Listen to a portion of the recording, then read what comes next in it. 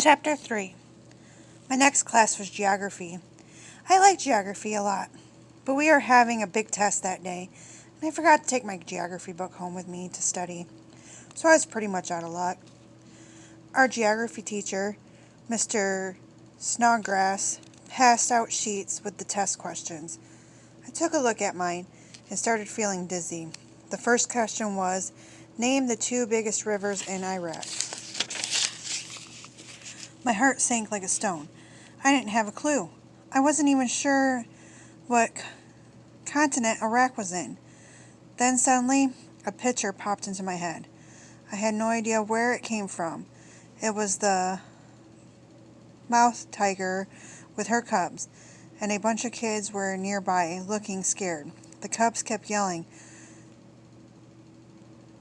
"You Freddies," at the kids. What the heck did that have to do with rivers in Iraq? Then I heard a voice inside my head. It said, Tigris and the Fredids. That was it. The two biggest rivers in Iraq were the Tigris and the Euphrates. But how did I remember that? I quickly wrote down the answers.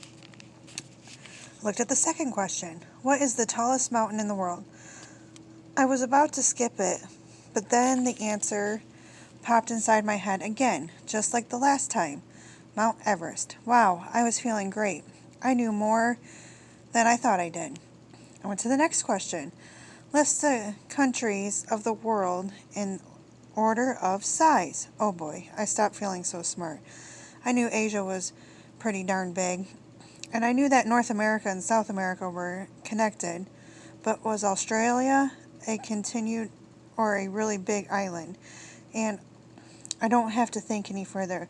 The voice in my head said, let's see, Asia, Africa, North America, South America, Antarctica, Europe, and Australia. At the next moment, I heard a snapping sound next to me, and the voice inside my mind said, darn pencil. I turned around to see Spencer Sharp. He was holding a pencil with a broken point. Spencer is the smartest kid in our class. He does math in his head that I can barely do on a calculator. Zack called out, Miss Snodgrass, eyes on your own paper, please. Sorry, I said. I sat back in my chair and gulped. The voice in my head belonged to Spencer? I hadn't remembered all those answers. I heard Spencer the way I'd heard Miss Crump, and now I knew what was going on. It all had started with that electric shock. I got, holy guacamole, I could read people's minds. This meant I'd been getting the test answers from Spencer Sharp, not by looking at his paper, but by looking at his mind?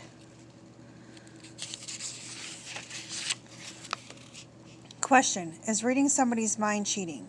It wasn't too sure about that, but just to be the safe side, I decided not to listen anymore. I tried humming, and I did my best to finish the rest of the test by myself.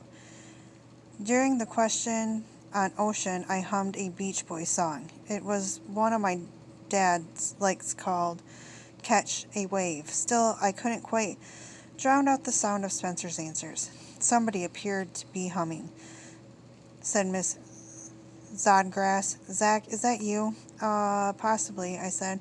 Well, then please be silent. Yes, sir, I said. For a question about rainforest, I hummed a song we used to sing at day camp. John Jacob Jingleheimer Schmidt. Zack, Mr. Snodgrass called out. If you don't stop humming, you're going to have to give me your test paper now and leave the room. Sorry, sir, I said. I won't do it anymore. I tried to hum only to my head, but the rest of the class, Spencer thought, kept bleeding through my humming. Okay, time is up, said Mr. Snodgrass. I was pretty sure I had gotten an A, but I felt funny about it. I saw that this mind-reading stuff could be terrible. Just how much trouble I was about to find out. Chapter 4. School was almost over. I went into my classroom to get my book bag. Miss Coleman Levin was at her desk with a pig's brain on it. She had no idea I could read minds. I looked around the room at the other guys in the class. None of them knew my powers. As I turned my head, it was like turning the knob to the radio. Little bits of what the kids were thinking came to me. I can believe how much homework I have. The pizza I had for lunch is still stuck in my stomach. I couldn't tell who was thinking those things, but I knew it was all coming from kids in the room. The door opened and Floyd, the janitor, came in. The kids in the class are kinda scared of him. You know how they say some people have eyes in the back of their heads? Well, that's what Mr. Hogmaster, he doesn't miss a thing, especially if the kids are doing something they shouldn't. I heard you had some trouble with an outlet, he said to Miss Coleman-Levin.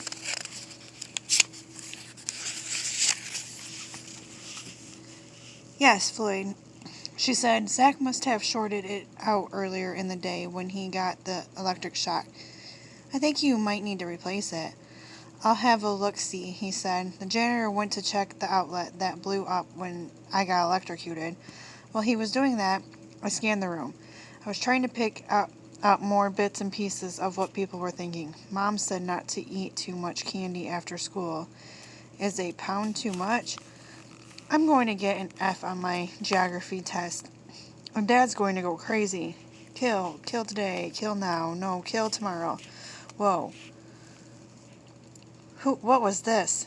Did I hear right? I jiggled my head, then I scanned the room again. If I ask Spencer over, maybe he'll let me copy his homework. Is today the 8th day I've worn this underwear, or only the 7th? Tomorrow for sure I'll put on clean ones. I love to kill. Can't kill now. Wait till tomorrow. Kill tomorrow. There it was again. Who was thinking this? I finished stuffing my books into my book bag. Then I looked around the room. I tried to act cool about it, but this thought sounded like somebody was plotting a murder. Could that be? Was one of those 20 kids in our class a crazy psycho killer?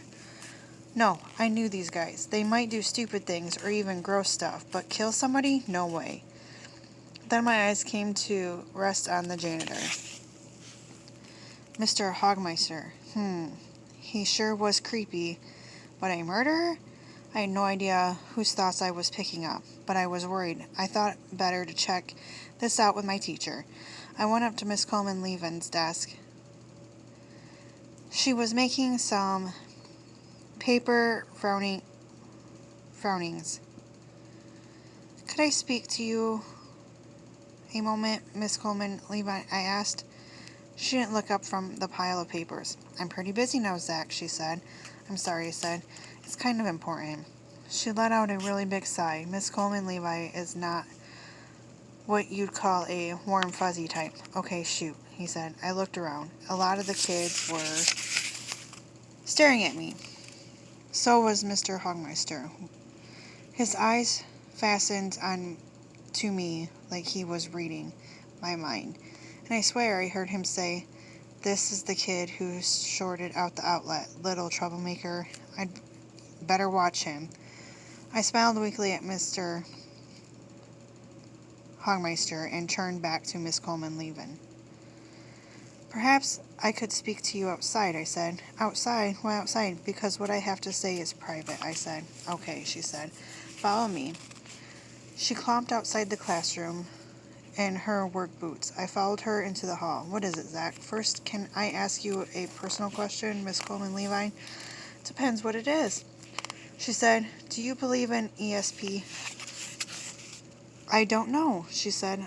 I am a scientist, so I have an open mind. It's possible such things exist. Why do you ask? Because I think today I learned how to read minds, I said. I see, was all she said. I've been listening to the thoughts of people in the classroom, I told her, and I know this will sound unbelievable, but I think one of them is plotting a murder. Tomorrow. Miss Coleman-Levin looked at me very serious. You're telling me you read the minds of a murderer? She said. I nodded. Then she took my hand and patted it. This is not like Miss Coleman Levi at all. From somewhere inside my head, I heard the kid is Looney Tunes, crazy as a bedbug. I'm glad you told me this, Zack, she said. She's given me this really sincere smile. Tomorrow, let's keep our eyes open. Maybe together we can discover who it is and stop them before he kills. Sure, I said. Miss Coleman Levi didn't believe a word I'd said. But for now, she said, get yourself back in that classroom. We went back in. A minute later, the bell rang. Miss Coleman Levi dismissed us. Okay, everybody, goodbye, she said. I'm off to the morgue, but first, it's chew time for the snake. And on the menu today is a nice juicy mouse. Miss Coleman Levi had the really happy look on her face. Boy, what a weirdo, I overheard one of the kids thinking as she filled out the homeroom. She actually likes cutting up dead bodies. What got me thinking maybe Miss Coleman Levi liked cutting up live bodies too.